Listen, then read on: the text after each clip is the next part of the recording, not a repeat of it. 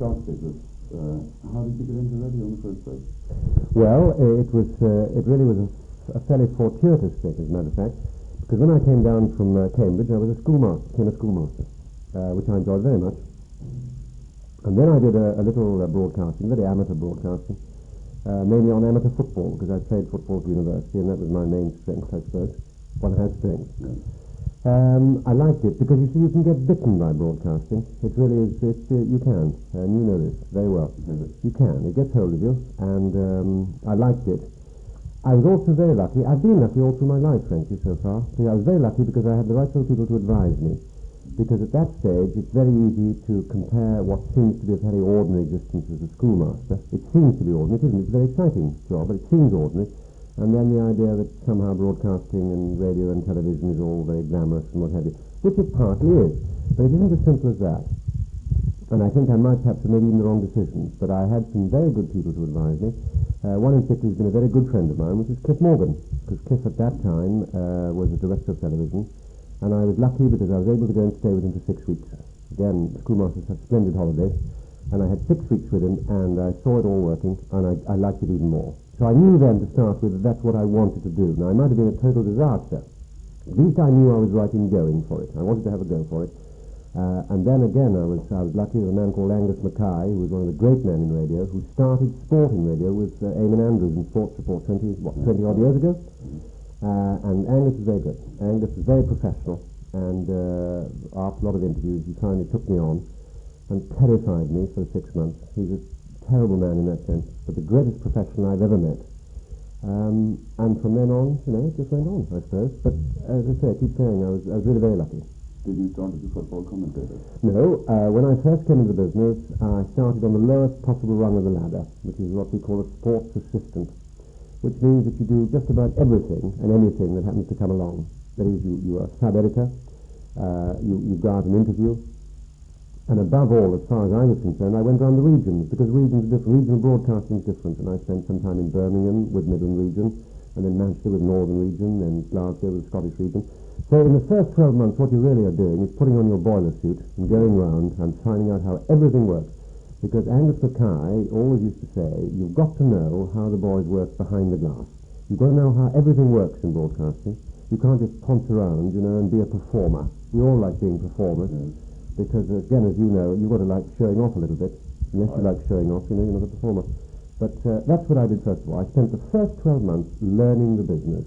That was the first thing. And then after that, my first broadcasting was reading racing results. That was terribly exciting, the first time I was racing results. So it was actually splendid. Again, very good training. Very good training. It's clarity, it's expression, and above all, two things that he used to say. I keep going back to Angus because he really is such a splendid man for me. He always used to say, make it simple. That's the important thing. Because if you're in doubt and you're saying it, the person who's listening to it, there's no way he's going to understand. So even reading things like racing results I used to find 10 years ago was very good for clarity of voice, clarity of thought. That's you wouldn't believe, but one would come out of the studio having read racing results and thought, that's it, I'm a broadcaster. But I've never regretted that. And then the next stage was to introduce a program we used to call it Sports Desk, which is a small 10-minute. Little story if you've got time to tell you about that. The very first one I did, I was absolutely terrified. And one of the things we were linking into was a tennis match that was going, international tennis match in Belgrade. And I'd been given all the routine that in front of you have a script, and I was linking in 3 particular people at that time in the 10 minutes. And one was a man called Geoffrey Green of the Times, who is the great football correspondent, now a very, very good friend of mine. And he was also tennis correspondent of the Times at that time. He's changed since then. And he was in Belgrade, and I came on the air with my headlines, quaking slightly. Green light goes on, you're on the air. And I said, good evening, did all the things, began to feel a little confident, and then I said over to Geoffrey Green. And there was nothing, just atmospherics and crackling and what have you, see. And then I thought, well, no, it's all right, because that's the test of a good broadcaster. And the producer's now saying in my earpiece, it's all right, go on. Apologise and go on. And I remembered and I said, I'm sorry, we can't get hold of it, Geoffrey Green. And we moved on to something else. And then the producer said in my earpiece, go on talking, but listen to what I'm saying to you, which again is normal once you've been a broadcaster, again, as you know. He said, cue in again. So I said, well, we'll try another time to get Geoffrey Green. And we went, and again we got this awful atmospherics and nothing at all. And by now I am beginning to lose my sense of proportion here. And there's now, I looked at the clock, and there was something like a minute and a half to go. And I'm quite certain that subconsciously I'm saying, in that case we can't possibly go back to Geoffrey Green now, because there just isn't time to report on the tennis. And there is now something like a minute to go, and I'm reading out of what we call odd, which are odd items that you have in front of you, until the 7 o'clock news.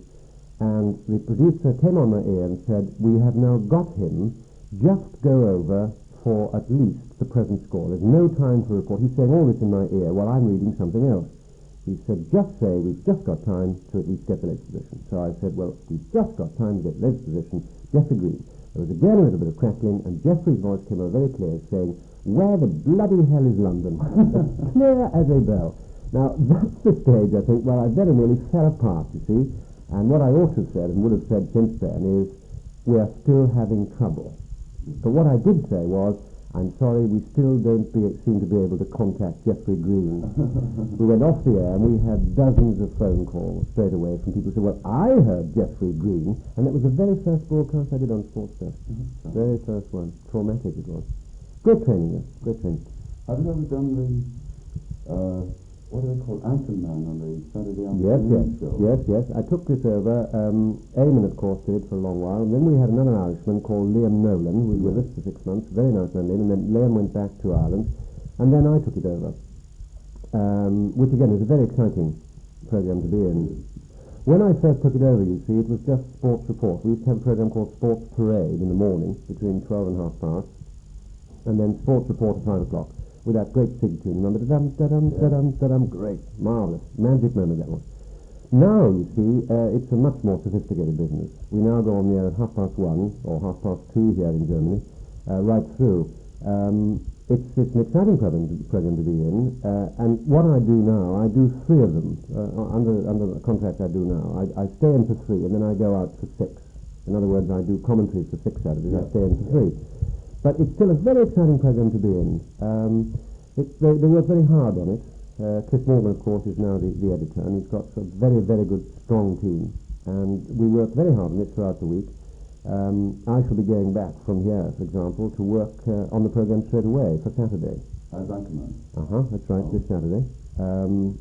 And we work on it very carefully, we try to balance it. You start off with an obvious framework, the highlights of the day. I mean, for example, last Saturday when we were in, the highlight clearly was Barbarians playing the All Blacks. That was one. You had 2 fairly rich races from Sandown Park. You had the second half commentary of a football match, which you always have. So those are your basics, and then you work around that. You work around whether you're going to have interviews, whether you're going to have feature pieces. But it's still, the 5 o'clock one, it's still one when it all accelerates. Yes, it is. It's really all a question of timing, you see, in the end. Between 1:30 and 4:45, it's a different sort of broadcasting. You're linking in outside broadcasts.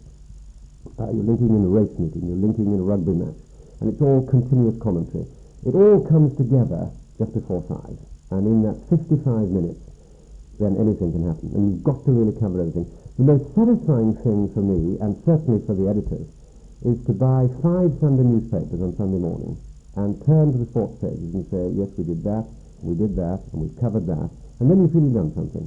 But it's a very concentrated 55 minutes. When the signature tune goes out at the end, you feel you've worked. You know, you feel you've had a fair afternoon, really. Well, you get the impression that the Anchorman certainly has worked throughout the whole program. What is it like in the studio? Oh, God, it's really chaotic. It sounds so simple when you say, we're going over now to Barbados for Chris Martin's to give a report on a cricket match. And just like that, Chris appears on the line. Obviously, it's not as simple as that. No. If you were there, for example, let me just be clear, and this to give you a picture. I would be in a studio, which is a very, very large studio. I'm on my own always in that studio. Outside, in the cubicle, through the glass wall, we have something like 12 people working. First of all, there's the producer, and he's the only man who talks to me. He's got assistants around him in the cubicle, but he's the only voice that I hear. He's the only one I take. He's got with him all the engineers who've been there 2 hours before the program started. They've checked Chris Martin Jenkins in Barbados, or wherever it happens to be. They've checked all the outside sources. So that when we go on the air at 1:30, everybody we're going to talk to between then and 5 to 6 has been contacted already. We shall be with you at 3:10, or we shall be with you at 3:55. All that has been very carefully checked. That doesn't mean to say things can't go wrong. They do, of course, they do, and that can be very exciting. I mean, put 10 years on your life, but it can be very exciting. But it's all a question of teamwork. You see, the important thing is that talking to a listener ought never to be in a panic. If you're in a panic, it's in your voice.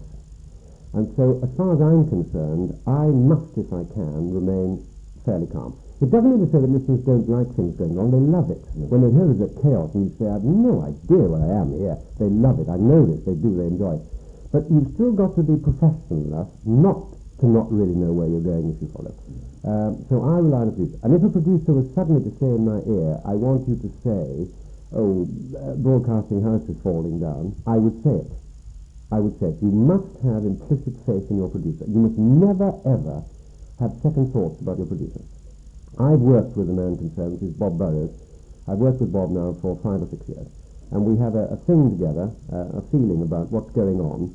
And whatever he says on my earpiece, I would say. We may then discuss it later, and I'd say, I think that timing perhaps was a little wrong there, or you threw me slightly there. But never, ever on the air must you have second thoughts about a command. That's what I mean by teamwork, you see. And I know that that's going on outside. So that I now get to a stage where somebody, for instance Bob Burrows, may well say to me, we are totally lost out here. And I don't mind him saying that, it doesn't worry me. What it means is that the lines have gone down, which can happen. We're totally lost, and then he just simply says, fill for me. Now, in a studio, I always have alongside me at least 3 or 4 minutes of fill material, what we would call minor items. There may well be a minor tennis tournament, shall we say, in South America, which is worth giving for the tennis enthusiast, but not for the general audience. I can always fill with that. I always have in front of me exactly what's going on throughout the afternoon, so that I could always say, we're having a little trouble at the moment, but just time for me to tell you that later we've got football for you and tennis and ice hockey or whatever it happens to be. And I must know that I can give him that bridge he needs. In other words, he needn't listen to what's going out on the speaker. He must have faith in me as I do in him. And when he says, I want you to fill for me, he knows he can then turn to the technical problems, ignore me, knowing that I'm waffling away, but at least there's no silence. I'm saying the right things, and then away he goes. So it's faith in each other, but it's enormous teamwork, and well, I tell you, the general feeling among the engineers and the panel workers at home is that if you work on sports reports, you're supposed to be the best. Technically, we have the best people. There's no disrespect to other programs, but ours is under such pressure that we have very selected people who work for us, and they like working for us. They die by 6 o'clock. You know, they stagger to the bar to get themselves a stiff drink, but they are the best, and we've got to have the best because the program is very sophisticated. It is an excellent program. I listen every Saturday. I don't hear the results half the time. I'm listening to... you can't listen to the technical. No, I know what you mean. If you know getting the feel of the whole program, how it's done. Yeah, this is it. You can get this. You can get this. If you know anything about the business at all, you can feel the way it's coming over. This is the thing. The links, for instance, are very important. You see, a link has got to be a signpost. It's got to be clear. It's got to be clear for the fellow who's driving down the M1 in his car, the fellow who's digging the garden in the summer, the fellow who's chatting in a pub. It's got to be clear. And therefore you'll find if you listen to links, and again, being in the business, you know what I mean, if I've just come out and said, using the example you gave, suppose I've just said Christopher Martin Jenkins there in Barbados. If I'm going to rugby, I don't then want to waffle or flannel or be misty. I say Chris Martin Jenkins in Barbados. Now we turn to rugby union. That's all. You don't want anything else. It's got to be absolutely simple. You don't start talking about, well, now this is a very important afternoon for, you've lost them now. You've got to be sharp and clear. That was cricket, now it's rugby. Now you can fill in and say, and of course, what a great day, the last match of the All Blacks on their short tour, they're playing, the Barbarians. But you've got to be sharp and clear. And that's, going back to what you're saying about technical efficiency. See, your links have got to be clear. As an anchorman, you really are there to set up the Christmas tree. The goodies are all there. Yes. The goodies are there. The goodies are the OBs. And whenever I'm out on an OB, whoever happens to be there, we've got 2 very good men who work now. A man called Alan Parry, who I think is a very promising young man. Desmond Lyman. Yes, he is. Yes, Alan's in his sort of middle 20s. And he's been very lucky in a way, and he's the first to admit this, because we were looking, I didn't want to do it permanently. I feel I'm missing something by being in there all the time. and I'd had a fair whack at it. So we were looking for other people, and we've got Alan Parry and a man called Desmond Lynham. Desmond's very good indeed, very good voice, and nicely relaxed. And they therefore work. When I'm out, they work in. And when I'm out, I feel I want the same thing from them as I hope I did when I'm an anchorman, you know. I want simplicity. And the only other thing that you have to have, which I think Alan's now doing well, but found a little difficult at first, and that is you've got to have the ability to get into something very quickly without it sounding garbled. It may be, for example, that you're just about to cue into some golf, and the producer says, for heaven's sake, get over to the swimming because Wilkie is about to win a gold. Now, you can't tell that unless you happen to have a monitor, and sometimes the timings aren't right. I mean, race meetings are usually fairly clear. You know there's at 2:30 or 3 o'clock. Now, at that moment, just as your mind is geared to golf, and you're about to say, we're going over to Wentworth, as you're halfway through the sentence, the producer will say, we've got to get to the swimming in Vienna, whatever it is. Now, that's the moment where you must have a command of words, but also simple words. And that's where you've got to say, well, sorry, we were going to golf, we're not, we're going to swimming, it's all happening over 2.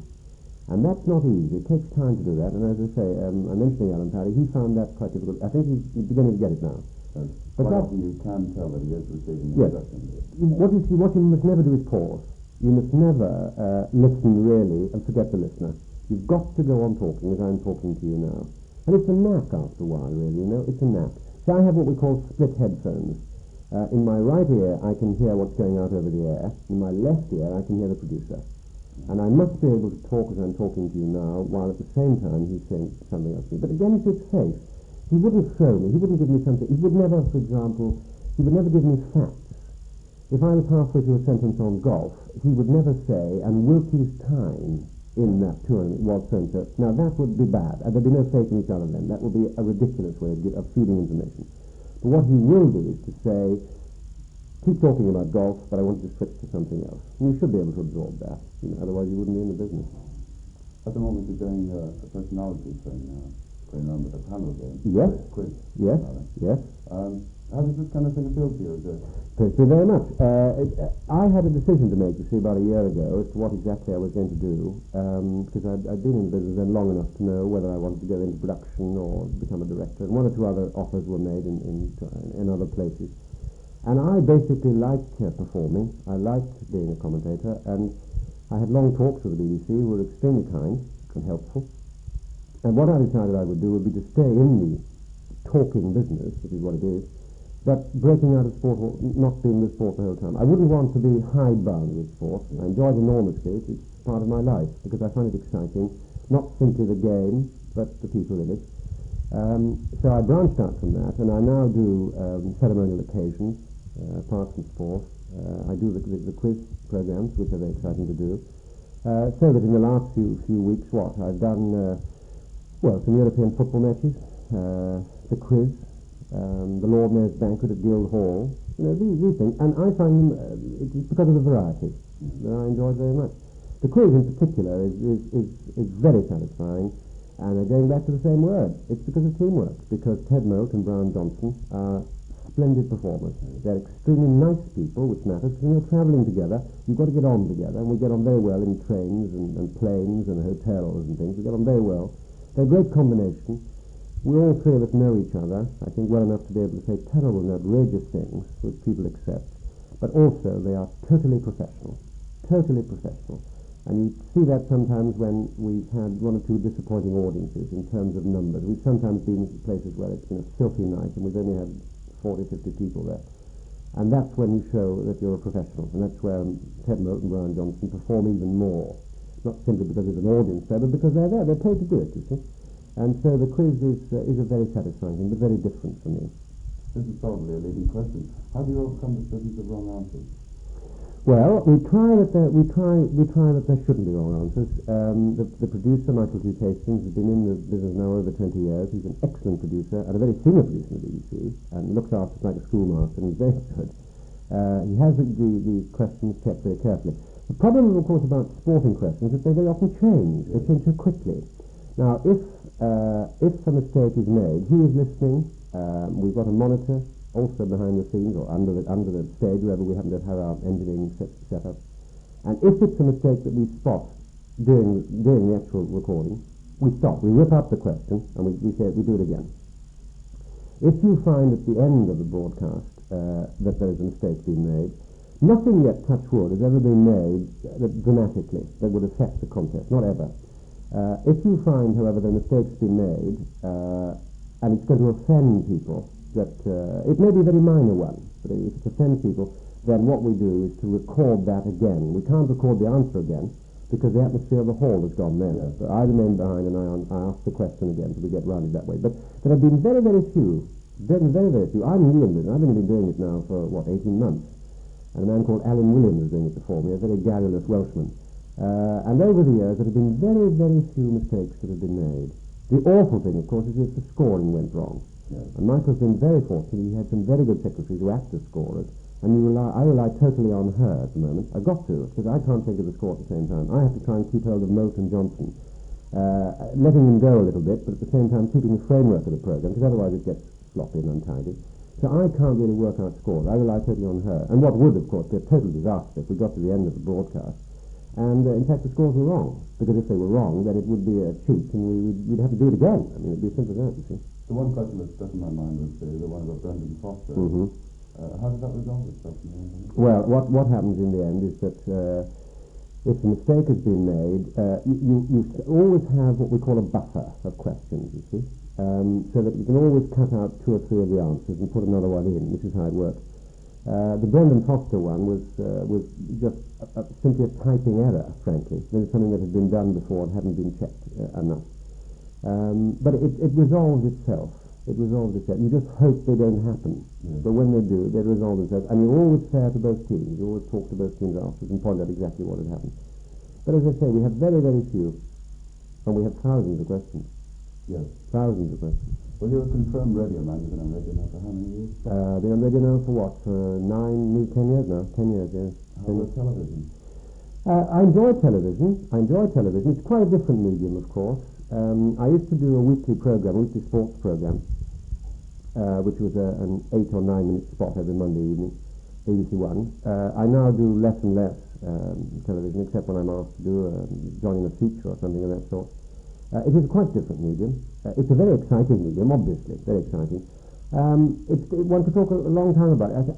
Briefly, radio I think more satisfying because you're the only one there. In other words, you are talking. Now, if you talk badly, then you should be punished for it. If you talk well, then I hope you should be praised for it. But it can only be your voice. Of course, you've got a team behind you, as I've said. But people are listening to you, and they either like the voice, or they dislike it, or they like what you say, or they think you're talking nonsense, but it's you. In television terms, so many other people matter, and they've got to matter. The floor manager is linking you with the director matters, the photography matters, and of course the pictures are far more important in the end than the man who's talking. Got to be. I have a theory, you know, that if your pictures are right on the screen, you could mouth obscenities for about 15 seconds, and I don't think people would notice. I've got a theory. I'm not prepared to try it out because I would get sacked. But I'm sure this is true, you know, the pictures are much more important. I remember one of the very first things I did, must be about 7 years ago, very first television. It was very, very small. It was a very small item on Wimbledon. It only lasted about 5 minutes, but we spent a lot of time. That's another thing, of course. Television is an enormous time consumer. You would spend 3 or 4 days doing a 4-minute feature in television because you take everybody with you. The cameraman says the light's wrong, so you all retire for a while. It's a very time-consuming thing. But I remember going back to this Wimbledon thing, thinking it had been quite good. I thought the feature had been quite good in the end. And going to the Bar Television Centre, and in the centre there are screens everywhere. Everybody is watching the programmes that are going on, hoping that somebody would mention the programme that's just been on the air. You do have an egotism about you, and you're hoping somebody will say something. And I finally heard somebody mentioning it, and I heard somebody saying that it was very good. And one would really not be telling the truth if you didn't say you were pleased to hear that, obviously, because there are fellow professionals around you. And then I listened to it a little bit more, and I realised that what they were saying was that the pictures were very good.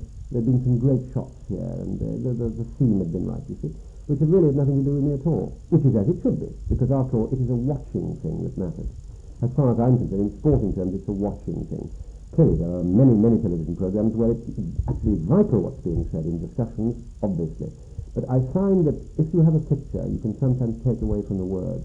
And this is why I find radio, if anything, more satisfying as a medium. More satisfying. In your years in radio, especially on these linked where obviously they're unscripted, unprepared, you suddenly go over to somebody. Has anybody ever dropped you in it? I don't think so. One tries always that this shouldn't happen. We always think it's very unprofessional, and again I keep using this word because it's the best word. It's unprofessional if you in fact were to get any broadcaster in trouble on the air. If he did it to me or I did it to him, there can be annoyance at times. For example, what can annoy commentators is to find the cue into them is too long and gives far too much away. And I can remember a very famous occasion in which I was not involved when John Arlott, who's one of our greatest cricket commentators, and must be certainly one of the great broadcasters of all time, John was doing a match at Hampshire, a Hampshire match down at Bournemouth, and the cue-in was something like, well now for news of the Hampshire-Sussex game, Sussex were 247 in their first innings, Hampshire are 142 at tea, Gilliatt having scored 49, and the first 3 wickets having fallen for 22. Now over to Bournemouth and John Arlott, and he said, well, you have said it all. From Bournemouth, a very good afternoon. Which you have to be a very senior commentator to do, you see. And while John, tongue-in-cheek, later said perhaps he oughtn't to have gone that far, the fact remains that was a very, very bad cue. A very bad cue. And so when you say drop you in it, you hope they never will. You hope that after all, you're setting them up. You're setting them up. If you're an anchor man, you're keeping the program together. And when after people say, well, that was a very good program, you realise that most of it is, again, the analogy of the Christmas tree. People looking at the things on the tree. But you've got to keep it upright. That's the important thing as an anchor man. And therefore, a simple, short, direct cue into the fellow concerned, and you hope that it's going to work either way. At times, if people are irritated or annoyed, it creeps into the voice. It ought not to. I know myself how frustrating it can be if you're particularly if you're overseas, you see. I mean, I can remember being in Vienna for the swimming championships during the summer, and wanting the anchorman to come to me because the race is about to begin and there might be a gold medal here. And I know he really can't do that because there's something he can't get out of. But sometimes when you're a commentator, you tend to forget the whole shape of the program. That's the importance of a very good producer. The producer in London looks at the whole program. If you're at a side of a swimming pool in Vienna, the swimming is the only thing that matters. And you get this blinkered idea of the swimming. You get excited, you're caught up in the atmosphere. If you're at a test match and things are happening, you want them to come to you. If you're in a football match and there's a penalty being taken which could decide, you want them to be with you. And that's again where you rely on a good producer who looks at the whole thing and says, but in the context of what's happening, we still cannot come to you yet. And sometimes some of the broadcasters we have, perhaps who haven't been in it quite so long, don't appreciate that. And they get the feeling that somehow their particular sport isn't getting a fair crack of the whip. But it is, really. Because after all, the producer's looking at the whole afternoon. He wants it to be a good program. And if he thinks coming to you for the penalty or coming to you for the start of the 100 metres breaststroke is going to make a good broadcast, he'll clearly come to you. Because if he doesn't come to you, it's going to affect his program. One of the men that is introduced every week, he does a brief, for 5 minutes at the very most, Stuart Hall. Is there any possibility of Stuart getting more time on the sports program? Well, Stuart is a very, very interesting personality. Very interesting personality. I think he's quite happy at the moment because he likes variety. He likes variety. And everything he does has got a little touch of fresh air about it, you know. It's got a nice, his phrasing is right. And I don't think he would want to do more in sports terms. I think he's very happy doing what he does do, with all the other things he does in variety and what have you. But his great gift is freshness, you see. And if you in fact get up with a hangover, or if you get up wondering how you're going to pay for the mortgage, or if you get up thinking what a wet morning it is, the moment you sit down and the green light goes on, you must forget it. It's essential, because whatever people will tell you, it does come out in your voice. And using Stuart as an analogy, Stuart is always a performer. You've got to perform. I remember going to see Sammy Davis at the Talk of the Town a few years ago, and he has this marvellous singing act. And he also has this great patter in between. And I've always known one little line he gave, which is overemphasizing the situation, but he said, I love performing. Some actors say, oh, I can't be bothered to give you an autograph. He said, I love giving autographs. Because this is what I'm here for. You know, I am an actor. I love it. And when lights go on, I want to perform. And when I get home at night, I open the fridge, the light goes on, and I do a 10-minute act straight away. You know? That's the sort of thing. And that's where Stuart Hall is so very, very good. Because at all times, he is a professional performer. Whatever he may be feeling at that time personally. And that's why he's got a freshness. He's also got a command of words, but he's fresh. And that's what you really need. Once you start getting bored, it's going to sound in your voice, and the listeners can get bored. I keep hoping week after week it will be Manchester City and Manchester United home match, and that Stuart will in fact be commentating with you or somebody else. Yes. It just never comes on. No, well, this is Stuart's own decision. It isn't a question of us not giving him what he would like to do. He would prefer to be doing Miss World one week, if you like, with all respects to Mike Aspel, the Football Report the next, Jeux Sans Frontières the next, and all the rest of it. He prefers it that way. And we are very happy with what he does for us. I don't know, perhaps that freshness will be lost if he emphasised on the early. Two final questions. One, who's the sportsman who's impressed you most of all? Not for his sporting activities, but as a personality. And the other one, who's the radio personality impressed you? So many. I suppose the one... It's usually Americans who impress you most. Usually Americans. I remember being very, very impressed with Gary Player. Doing a long interview with Gary Player, who impressed me so much with his attitude to life. Of saying the important thing is to be positive. Whatever you do, be positive. Don't do it if you're not positive. If you feel you might not be able to do it, then don't do it. And I was very impressed with his strength, physically and mentally. This is a man who can do a 6-hour flight in 2 hours going to be on the golf course. One of the great golfers. And once I started talking about golfers, straight away, you see, I was very, very, very impressed with Arnold Palmer. Arnold Palmer's humility, the first time I met him at Wentworth, that was the thing that impressed me. Here was one of the world's great golfers, and Arnold Palmer wanted to talk about some of the younger men in golf and how lucky he'd been. There are so many. Who else has impressed me? As I say, Americans who... Muhammad Ali. Oh, yes, of course. Muhammad is something very special. I've only done one interview with him, and he is the most exciting character. He's such a performer, you'll never quite believe him, you see. He's a very shrewd performer, a great athlete, and in my time, certainly the best boxer I've seen, very impressive. But if by impressive you mean the sort of characters they are... Oh, another one that's impressive. Oh, we could spend 2 hours on this. Another one who impressed me very much was Jackie Stewart. Yes. Jackie Stewart always impressed me, again, by the strength of mind of the man. When you talk to a man, you can tell straight away that he's a strong character. All right, so he hurtles around at 150 miles an hour, and he's got to have faith in his hands. All that you'd expect from any racing driver. But it's a little bit more than that. It's the strength that you find in talking to a man. You feel here is a man. And Jackie Stewart certainly gave me that impression. I just wonder if it's sometimes danger that does this, of course, I think, because they're dicing with it all the time. Graham Hill is another one that's always the most satisfying person to talk to. But the Americans have a facility, of course, of talking, and they can convey. Generally speaking, American sportsmen tend to be able to convey what they're trying to say to you far more clearly than we do, I think, on the whole. But that's not a bad selection. Gary Player, Arnold Palmer, Muhammad Ali, and Jackie Stewart. And among the younger men, incidentally, John Conte has impressed me a lot. John Conte has only just come on the scene when he won his world title, you will remember, against Almada a few weeks ago, 3-4 weeks ago now.